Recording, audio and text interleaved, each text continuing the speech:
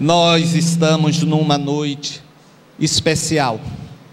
Quero registrar também aqui a presença do meu querido amigo João Pinto, juiz de direito, futuro desembargador do estado da Bahia. E meus amigos também ali do Lar Harmonia. É uma noite especial, não apenas por conta do lançamento do livro de Pablo, mas por uma demonstração de carinho e amizade de um amigo pessoal meu, Adenauer Novaes, por ter dado literalmente esta edição à Cidade da Luz. Muito obrigado, Adenauer, de imediato.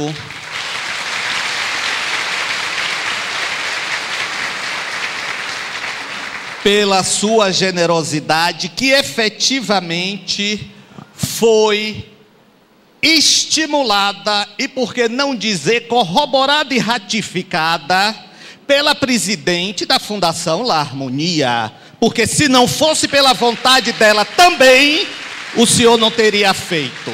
Obrigado, Cristiano.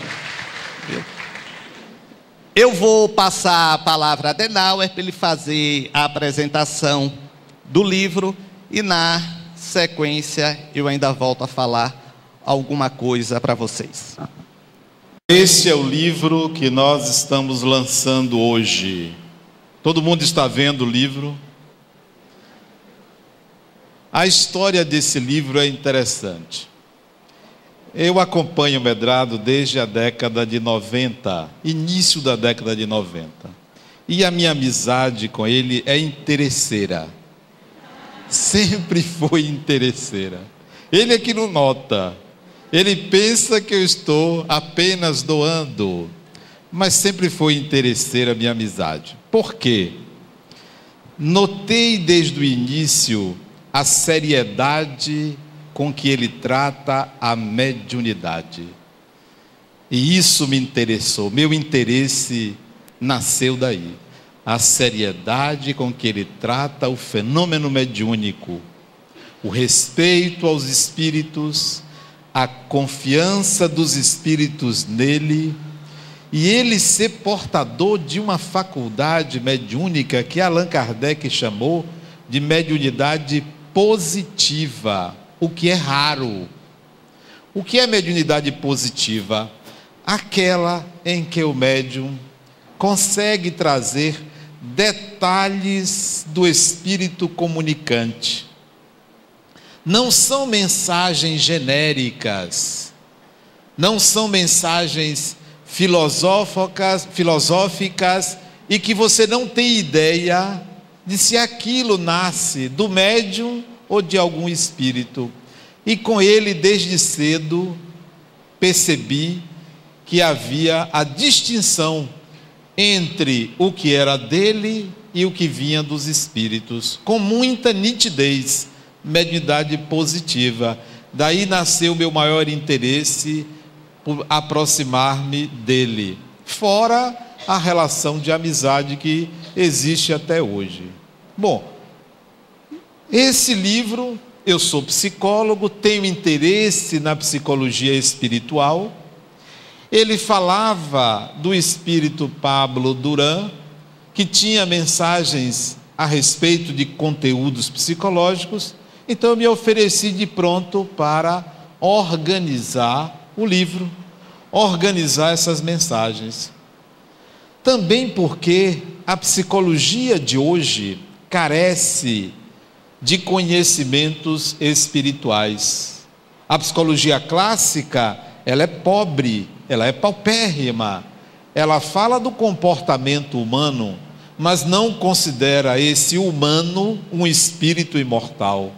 Então, quando surgem comunicações mediúnicas a partir de um olhar espiritual, a partir de um olhar do espírito, então isso significa acréscimo de conhecimento para a nossa tão pobre psicologia. Daí o incentivo à publicação. E eu já disse a ele hoje, diga a Pablo que eu quero o segundo.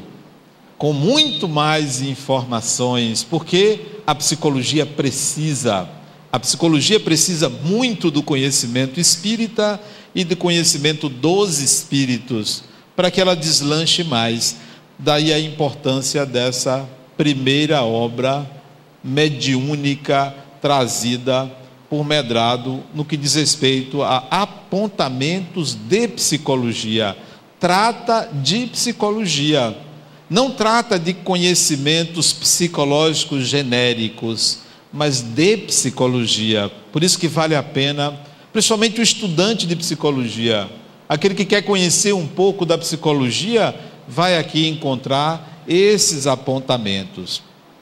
Mais importante ainda é porque nós vemos um médium que está mais afeito à pintura mediúnica, está mais afeito a cartas de recém-desencarnados, ao correio entre os desencarnados e encarnados, há um médium que está afeito a trabalhos de cura, trazer através da psicografia, o que demonstra que as faculdades deles são diversas, polimorfas, não é só um médium específico de uma só faculdade.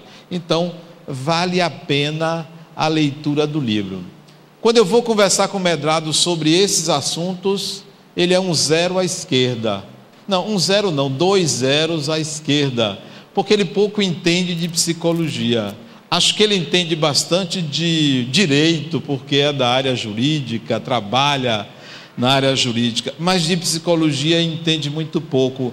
E você vê que o conteúdo vem de alguém que conhece psicologia, que aborda todas as escolas, que trata de questões ligadas à psicologia. Daí valer a pena a leitura do livro. Fico feliz em ser a Cidade da Luz. Hoje é o maior centro espírita de Salvador.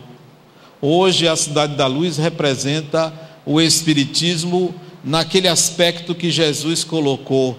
Tem que ser colocado lá no velador, lá em cima, para que ilumine, para que brilhe. Não é à toa que o nome do centro é Cidade da Luz, para que o espiritismo de fato brilhe.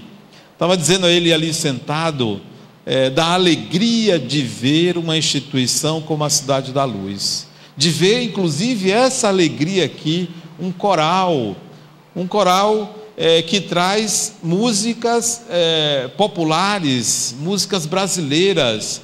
Quer dizer, você vê estampado nessa instituição a alegria e a nossa cultura. É a questão desse livro. Ele traz uma psicologia acessível à nossa cultura. Também fico feliz em ver o quanto o espiritismo chega longe.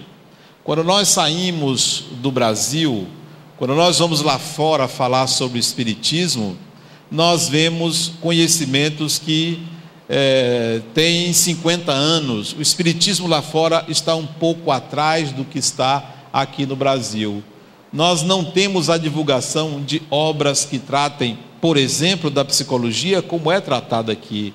Nós não temos o público que nós temos aqui, que está mais arejado para ideias além daquilo que os nossos antepassados trouxeram.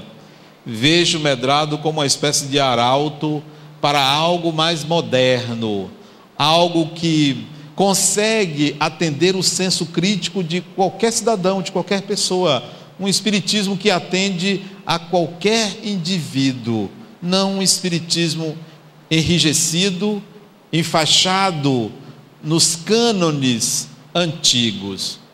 A publicação dessa obra vem a esse propósito, a uma nova forma de entender o espiritismo. Se você for ler o livro, e aliás vocês vão ler, ele não trata de uma moralização das pessoas, de um enquadramento de que todo mundo está errado, que toda a humanidade está em decadência, como é comum se ver em os livros espíritas, cujo efeito é simplesmente julgar e trazer uma espécie de moral canônica para o espiritismo. A psicologia aqui é tratada como um apontamento a ser estudado, e não para que as nossas consciências se pensem culpadas, equivocadas e que precisem de algum tipo de redenção, de algum tipo de atitude para sair do erro. Aqui o ser humano não é considerado errado, não é julgado. Esse é um equívoco que nós espíritas muitas vezes cometemos. Editamos livros, escrevemos páginas mostrando que a humanidade está errada, que nós estamos num abismo. Já falam em transição planetária como se nós estivéssemos à beira de explodir o planeta. Já se pensa que vem aí 2012, o fim do mundo, ou daqui a 50 anos o fim do mundo. Não, a humanidade está sempre em processo de reciclagem, de aprendizagem. Não há uma fase, não há uma nova época, senão a época atual. E daqui a 100 anos existirá uma nova época, que será a época atual. Nós não estamos diante de catástrofes. No Espiritismo se fala muito em moral. E vocês vão ver que o livro fala mais de ética. Nós precisamos substituir a palavra moral pela palavra ética, porque a palavra moral induz a ideia da imoralidade, e não há a imética. Não existe a condenação pela não ética, mas quando se utiliza a palavra moral, parte-se para a condenação das pessoas. Se Allan Kardec hoje encarnado estivesse, escreveria, ao invés de leis morais, leis éticas. Não falaria mais de moral, porque é uma palavra viciada. A psicologia não fala em moral, fala em ética, porque a moral muda. A moral varia com a sociedade, varia com o meio, varia com a época. A ética será sempre o bem-estar pessoal e coletivo, em todos os sentidos. Então, quando vocês pegarem para melhor compreender a vida e apontamentos de psicologia, pense assim: esse é um livro que trata de ética, vale a pena ser lido. É o primeiro, outros virão. Espero que Medrado continue colaborando para que Pablo continue escrevendo para nós. Obrigado. Adenauer sempre me cobrou produção psicográfica. Sempre. Porque lá atrás ele já tinha feito um trabalho com essas mensagens, novos amigos, onde ele foi conversar com as famílias, e também doado. Eu agora estou percebendo as más intenções dele. E também doado a edição de Novos Amigos para a nossa instituição. E ele realmente, ele de Djalma, sempre me cobram. E é claro que não é por nenhum outro motivo, senão dedicar o tempo. A gente tem que realmente fatiar o tempo. E Pablo é um espírito muito interessante, muito interessante. Nós nos conhecemos há cerca de 30 anos. Ele chegou no centro para ser doutrinado, porque ele tinha, Adenauer, uma concepção muito própria do que ele era. Ele não se via um espírito. Ele dizia que era uma espécie, vocês vejam que complicado, de remanescente de uma sudorese mental do que ele foi na vida.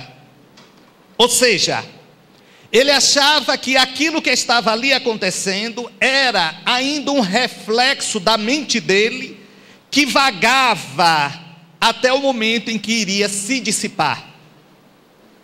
Então essa era a concepção do que de fato ele era. E aí naturalmente ele, conversando, na época o professor Benedito, que entabulava a conversa com ele, e perguntou o nome dele. E vocês acreditem, só há uma semana que eu fiquei sabendo porque ele assumiu o pseudônimo Pablo Duran, não é o nome dele. E eu perguntei a ele, por quê? Por que Pablo Duran? Há uma semana, elaborando exatamente o que eu iria dizer aqui. Aí ele sorriu e disse, foi uma gozação que eu fiz com vocês. Eu disse, gozação? O professor Benedito falava muito em Paulo de Tarso. Em Paulo de Tarso, pregador dos gentios. Aí eu pensei comigo, ele não vai me convencer com essa história de Paulo de Tarso, porque eu sou Paulo Durão. Mas para não ficar muito na pinta, quando me perguntaram o meu nome, eu disse Pablo Duran. Mas a verdade, o que estimulava ele, com a inteligência muito aguçada, foi exatamente isto. Este processo de compreensão da proposta da existência de ser espírito. E a partir daí ele começou a nos orientar bastante, inclusive nas nossas considerações, em nossas palestras. Vocês sabem, ontem eu estava folheando o livro para pensar, o que é que eu vou falar deste livro? E curiosamente, foi verdade isto, eu peguei, porque eu nem lembrava direito mais o que tinha aqui de conteúdo. Aí eu fui olhando, no e-mail até que eu mandei para você, que eu guardei naquele e-mail.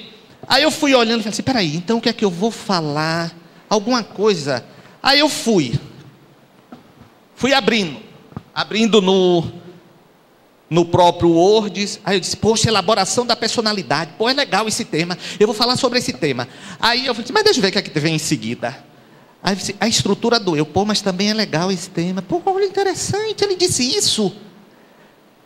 E aí eu fui olhando, vocês acreditam, eu fui achando assim super interessante, e me sentindo assim, me achando um pouco, sabe? Eu falei, pô, fui eu que recebi esse negócio aqui, sabe? Fui assim, me achando um pouco. E tive dificuldade, porque é muito fácil de você entender. É muito fácil, não é? Fala aqui de problemas na educação familiar, de delinquência juvenil, de desajustes conjugais. Eu pensei, vou falar disso.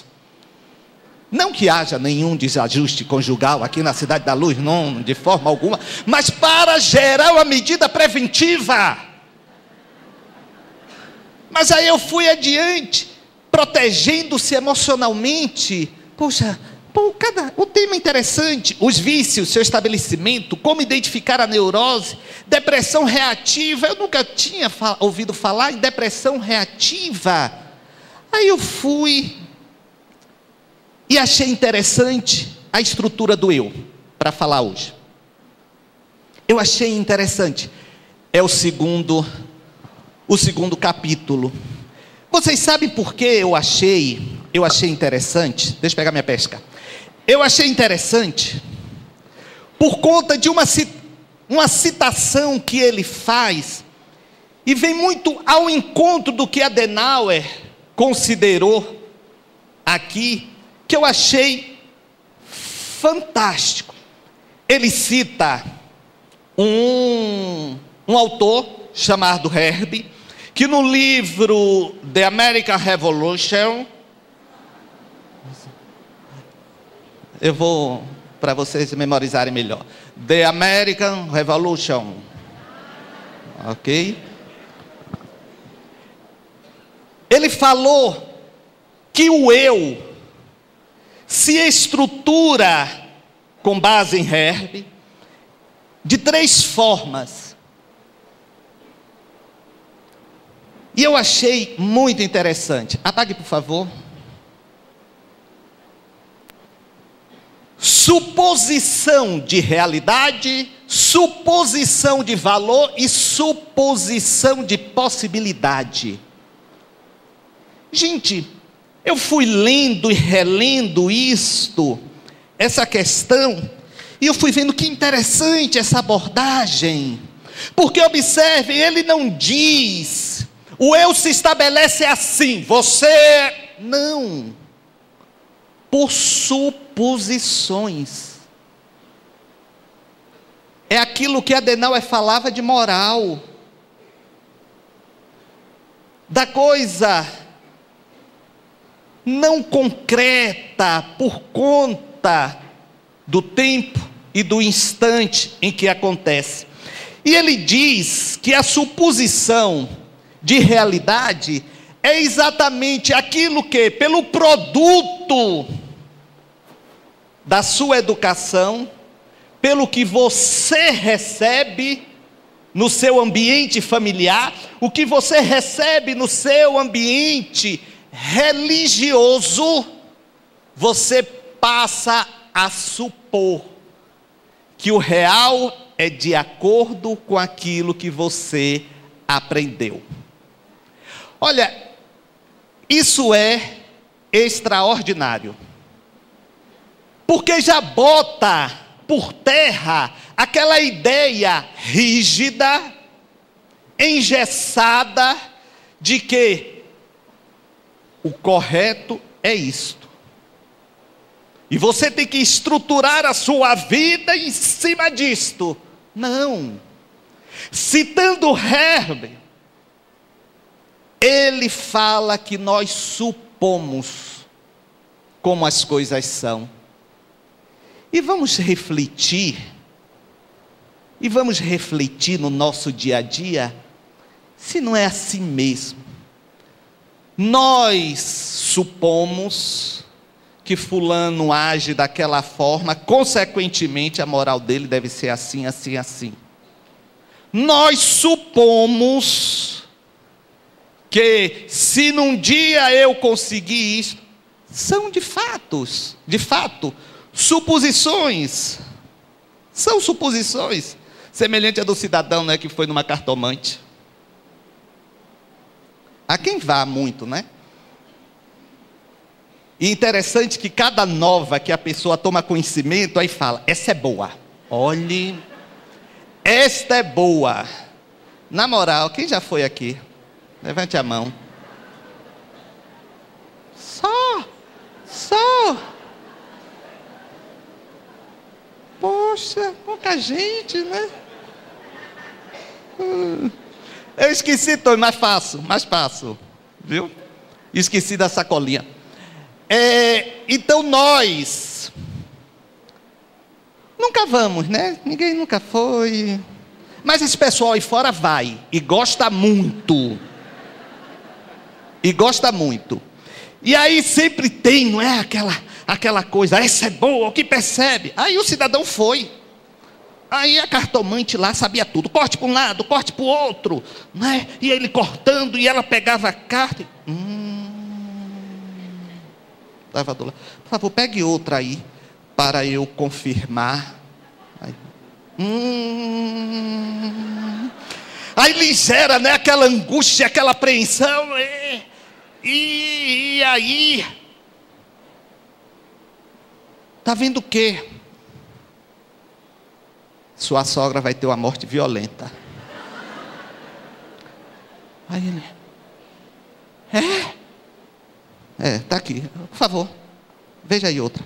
Aí, ó, exatamente, ó, confirma. Aí qualquer carta que aparece, aí ela cita a carta como confirmação do anterior, né? Aí, ó, sei lá, valete, não sei o que, ou se for no tarô, sei lá, a torre caída, o enforcado. Confirma, é a carta que confirma isso aqui. Aí o cidadão virou e disse assim, agora você poderia ver, ela morre. Morre sim, uma morte violenta.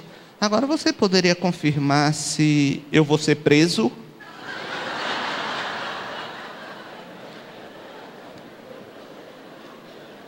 É uma suposição de realidade. Se ele estava pensando em matar, não é? Então supostamente ele poderia ser descoberto e ser preso. Suposição de valor. Gente, tem coisa mais certa, tem coisa mais concreta do que de fato sermos produtos que somos efetivamente de suposições de valores corretos ou não, por conta exatamente do meio a que estamos submetidos? Quem não já ouviu aqui coisa do tipo, lá atrás, espiritismo é coisa de Satanás? Não, é coisa de demônio isso. Você ouviu isso, se tornou uma suposição de valor, não presta. E você não entra, você não vai a um centro, não ia, porque realmente você tinha isso. E todos os valores de preconceitos, todos os valores de precipitação, de julgamento, como Adenauer falou, tudo isso são suposições que nós vamos estruturando o nosso eu. E é interessante que a proposta de Pablo no livro é exatamente você refletir permanentemente sobre esses princípios de verdade, que nem sempre são efetivamente princípios necessários para serem seguidos. Não. São instrumentos para ficarmos atentos. E como bem também Adenauer disse, o Espírito não propõe a você mudança de comportamento. Propõe a você reflexão sobre comportamentos. Como, por exemplo, análise a respeito da estrutura que nós nos autoformamos com base em suposições. E o terceiro aspecto que ele coloca no capítulo 2 da estrutura do eu é a suposição de possibilidade. Interessante, voltando ainda nessa suposição de valor, interessante que ele chega a colocar que esses valores são de toda a natureza, inclusive valor de cultura circunstanciado àquele momento, ao local onde você vive. Então é bom quando nós lemos algo nesse sentido, porque nós vamos raciocinando como de fato achamos que somos senhores de nós próprios.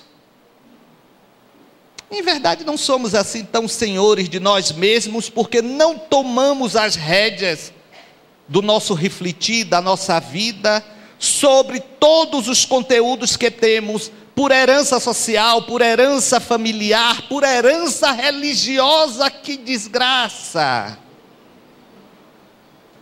E não nos damos conta.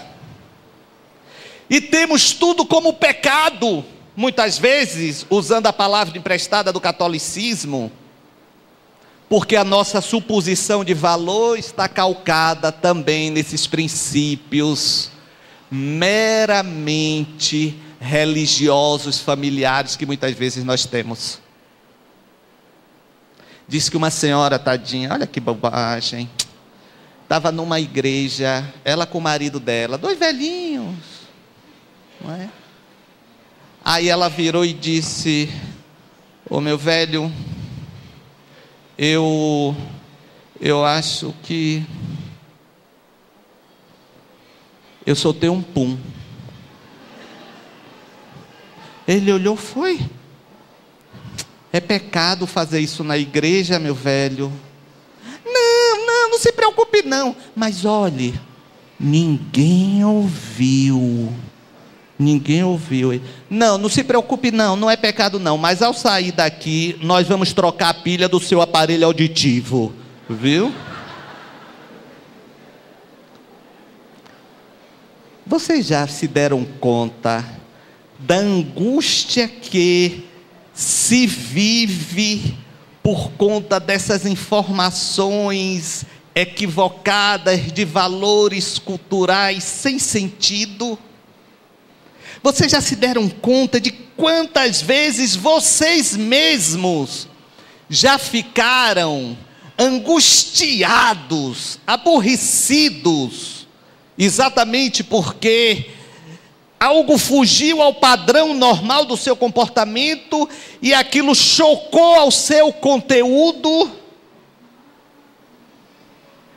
Alguém pode até ter pensado aqui assim: pô, Medrado, quando você falou que a velha soltou um pum, pô, dentro do centro, são suposições de valor. São suposições de valor, né? Nós colocamos que os valores são aqueles que recebemos e não transigimos, e não modulamos, e não adequamos. É uma suposição equivocada. Claro. E por fim, a suposição de possibilidade, como eu estava falando. É exatamente aquilo que você acha que tem condições de realizar e fazer, e o próprio Espírito coloca que nesse particular, nós geralmente ouvimos as suposições de quem vem nos dizer que não somos capazes. E como ouvimos isto? Eu estou pensando em fazer uma viagem, não sei para onde. Você vai mesmo? Eu vou. E você acha que vai dar certo esse seu plano? Não é aquela pessoa amiga que diz assim: não, olha, eu estou sendo seu amigo, lhe dizer isso. Não estou querendo botar gosto ruim, não. Gosto ruim. Sabe? Então são questões que nós não nos damos conta, e estamos sendo levados, e estamos sendo conduzidos, e não rompemos.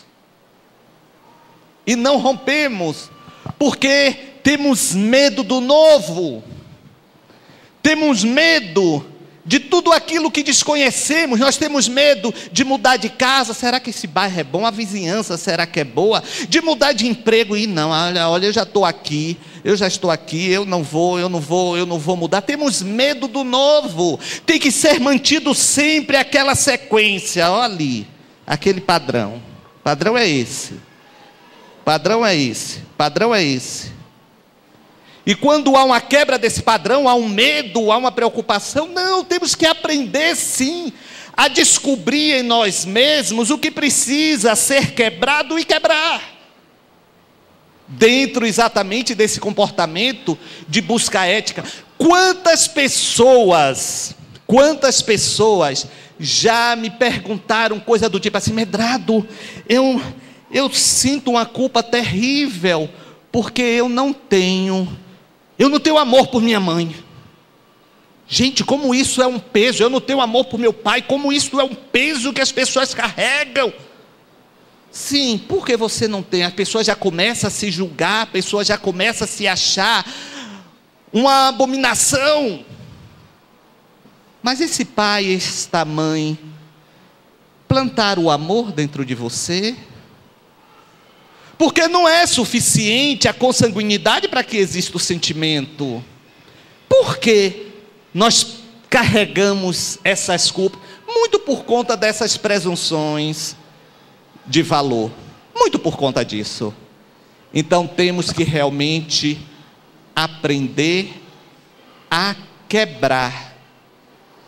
E a compreender que o meu ideal é o que está dentro de mim, e eu tenho que ser o Senhor da minha vida, o Senhor das minhas buscas.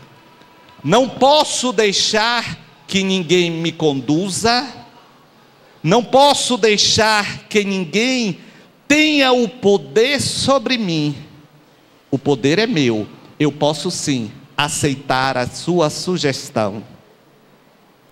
Não posso deixar que este som tenha poder sobre mim.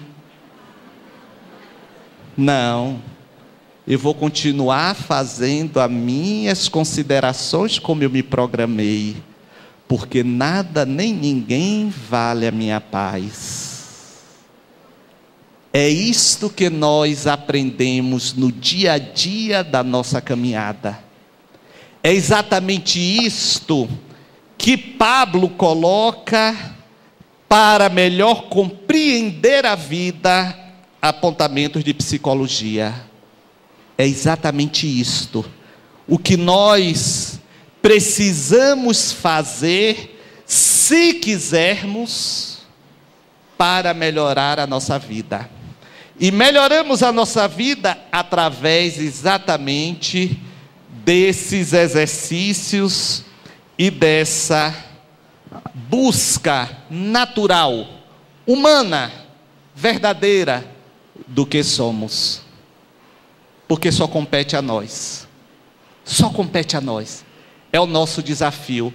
Então não adianta querer fazer vontade de ninguém, não adianta, pensando que vai ficar bem com todo mundo e não vai ficar bem com você. Aí você fica bem com todo mundo e com você não conta, então você não é importante para você. Então o que você está fazendo aqui? O que você está fazendo aqui? Não. Diz que o velho, coitado, estava morrendo. Aí chamaram um padre para dar extrema-unção. Aí o padre chegou e o velhinho, coitado, morrendo. Aí o padre, diga agora em alto e bom som, que você abjura a figura do Satanás. E o velhinho, coitado, Vamos, meu senhor, o senhor olha, o senhor está partido, o senhor sente que está morrendo. O senhor não consegue falar, eu consigo, então abjura o Satanás. Olha, padre, eu não vou abjurar nada não, porque eu não sei para onde eu vou, então eu não quero ficar mal com ninguém. Sabe? Tá certo. Tá certo. Tá certo. Então, nós precisamos começar a assimilar exatamente isto. Pelo sim, pelo não, vamos apenas buscar respostas e não missionários que nos oferecem caminhos. Os caminhos são nossos, que devemos nós trilharmos. As pessoas apontam direção, mas a caminhada é nossa. E eu tirei ipsis literis o que ele colocou em um dos parágrafos que eu achei fantástico. Vemos, infelizmente, inclusive, que muitos dos tribunos religiosos de todos os segmentos têm usado deste artifício do impor a moral, do dizer o que é certo, o que é errado, deste artifício para confundir deliberadamente os seus ouvintes, propondo muitas vezes uma moral estranha de Jesus, ou mesmo tentando implantar as suas suposições pessoais, equivocadas ou enfermas, com o fim do logro ou da conquista de algum interesse pessoal velado pelo cinismo. Meus amigos, o que me chamou a atenção, e eu fiz esse destaque, é exatamente aquela parte de propondo muitas vezes uma moral estranha de Jesus. É o que a gente vê, segmentos religiosos perseguindo minorias, sejam elas sexuais, sociais, religiosas. Está lá Jesus propondo isto. Está lá Jesus falando: o que não for de acordo com o que eu penso, persiga. Não está. Mas lá vocês vão ver líderes religiosos, por suas suposições pessoais, mandando perseguir seguidores do candomblé, do espiritismo, homossexuais, o que for. É uma moral estranha de Jesus. É uma moral estranha. Então, quando eu realmente li esse capítulo e me detive, porque o próprio capítulo propõe esta reflexão, ele propõe esse refletir, e eu parei para refletir, eu disse, é verdade, como isto é verdade. Quantas vezes assimilamos um comportamento moral estranho ao que nós dizemos que seguimos, porque ouvimos alguém falar que é contra onde? Onde está? Quantas vezes já ouvi? Ah, Medrado, a Bíblia é contra o espiritismo. Eu pergunto, onde a Bíblia é contra o espiritismo? Se quando a Bíblia foi escrita não existia o espiritismo. Ah, mas o pastor falou. Ah, mas o pastor catar coquinho. Vocês já devem ter ouvido isto. Vocês já devem ter ouvido isto.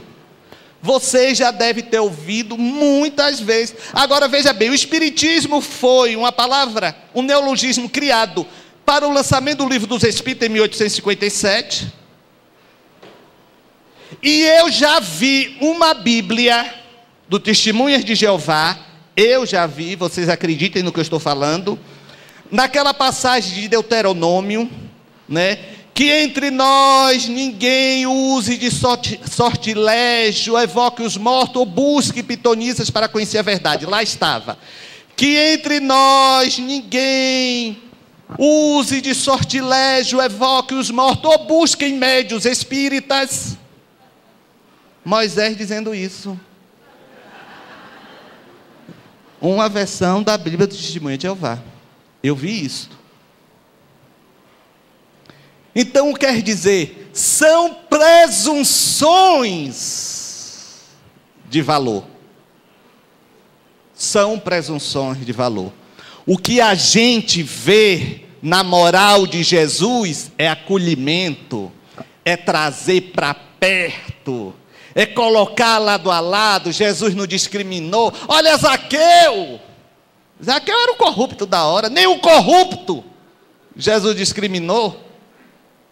Trouxe, então estava lá, Nascimento não, Zaqueu em cima da árvore, e ele desce, que eu vou pernoitar, é porque é o nome do ministro que saiu, eu me equivoquei aqui, não, foi um ato falho,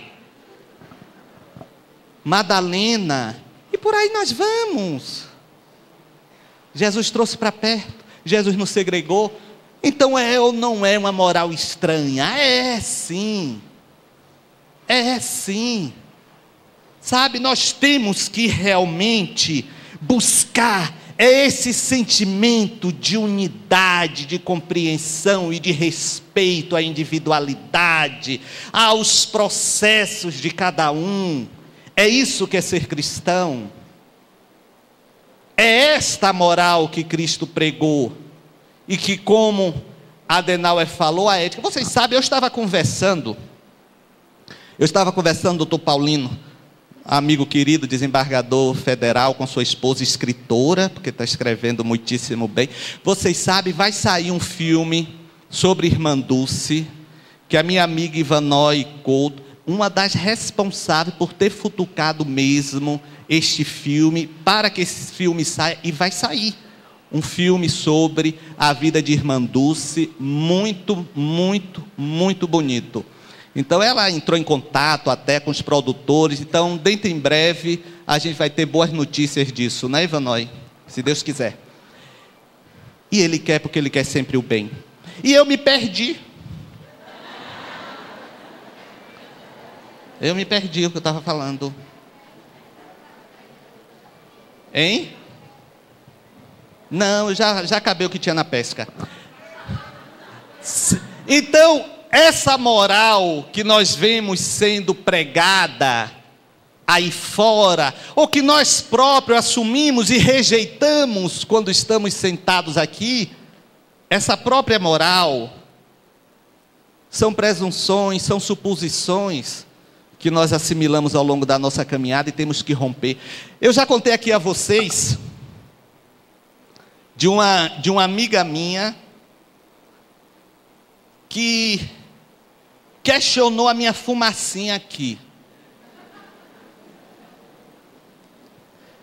Agora foi uma coisa muito interessante, Ivanói. João, olha, você veja como as pessoas funcionam. Esta senhora dirige um centro espírita e o marido dela me detesta, porque disse que eu desvirtuei ela para o espiritismo. E ela se tornou uma dirigente espírita. Aí ela estava, eu já contei aqui, muitos já ouviram isso, ela estava falando comigo ao telefone. Medrado, eu estive aí, eu não entendi, você usa uma fumacinha e aquelas luzes. Eu disse, eu gosto. Sabe? Aí nesta hora, ela disse, mas Medrado, isso não é doutrinário. Aí nessa hora, eu ouvi o marido dela dizendo, fulana, está na hora de ir embora. Aí ela prontamente disse, viu, Joana? Então amanhã a gente se encontra lá no centro. Eu virei assim, esse espiritismo que é o certo? Você está enganando seu marido, você não está falando com Joana não. Agora o que é que minha fumacinha tem a ver com isso? O que é que nós